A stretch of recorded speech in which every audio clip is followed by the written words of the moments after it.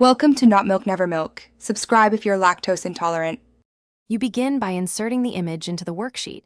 You want it placed where the hyperlink makes sense. Once done, resize and set lock aspect ratio so it scales predictably. Make sure the image is a floating object over cells, not a background. To do that, check picture format options. You will use the image as the clickable target, so name and place it consciously. This prevents accidental overlap or hiding under grid content. Now create the link.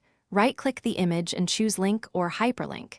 In the dialog, paste the URL, browse to a file, or link to a specific cell in the workbook. Use sheet name, A1 for exact targets. Add a screen tip so users see context before they click. If you want it to open in a new window, set a web browser behavior. Otherwise, Excel will use default handling. Test the link by Control plus click or ordinary click, depending on your Excel settings. Finish by securing the image. Format picture properties don't move or size with cells, so layout stays intact.